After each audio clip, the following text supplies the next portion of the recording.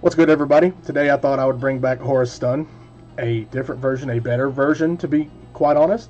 The other version was really cool, but having Dead Christia and Dead Lad in your hand, Light and Darkness Dragon, it's pretty shit. So I thought I'd tinker around with something else while I brainstormed on this, and this is what I kind of got to. Your Horus Engine, 3 King Sark, 3 Walls, 3 Imseti, 1 Kevessin F, 1 Happy, 1 Duwamatef, 1 Canopic Protector, and 1 Foolish Burial. This is really good. It lets you special summon these when it's not your turn. The next thing I want to talk about was the Crystal Beast Engine. All of these are essentially in here to do the same thing. You want to get to this in case you don't see...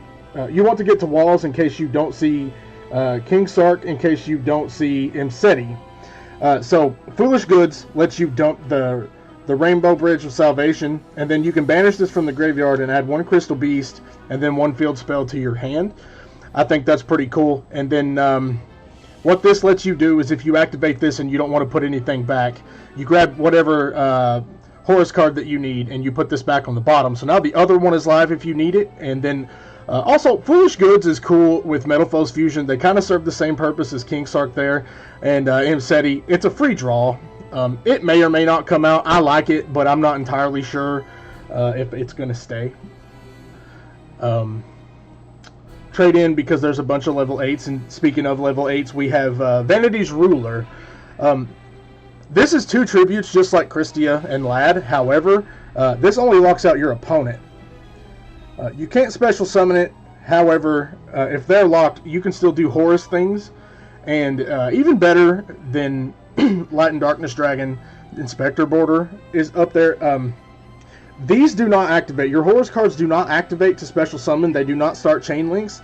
And that is absurd. And then this continuous effect, no continuous effect, has to activate. So even if you board this and then just want to start going off with Horus plays or tribute summon this guy later, you can just do whatever you want.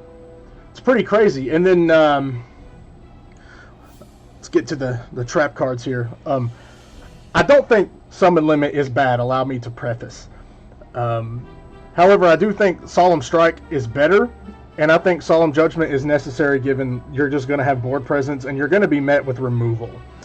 I don't think that these need too much of an explanation. These are just really good. And for example, if you strike a Promethean Princess, it ain't coming back.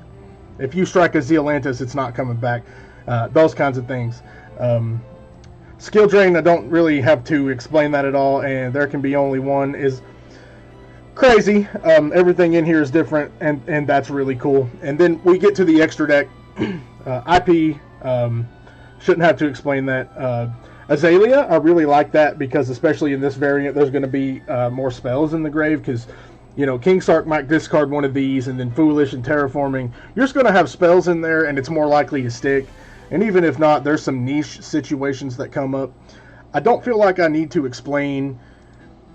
I don't feel like I need to explain SP or either of the Charmers or Unicorn. Access code in here is in here for surprise win button.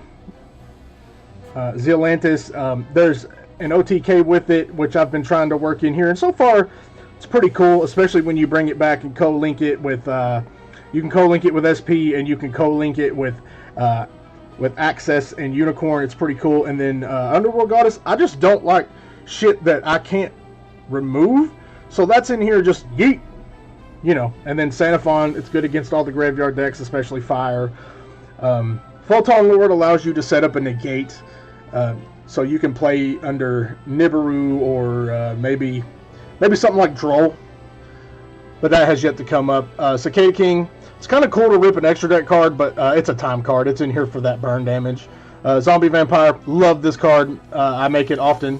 And then Typhon and Zeus, I feel are very mandatory. I do have a side deck for this.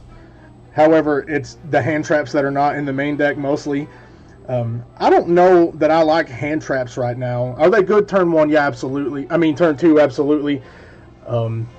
But I've been running into these scenarios where I'll open 3-4 hand traps because I'll be playing 12 to 15. Open multiples that I can't use or that are hard once per turns, and then I don't have any plays, and then I'm desperate on Horus cards or trying to play keep up.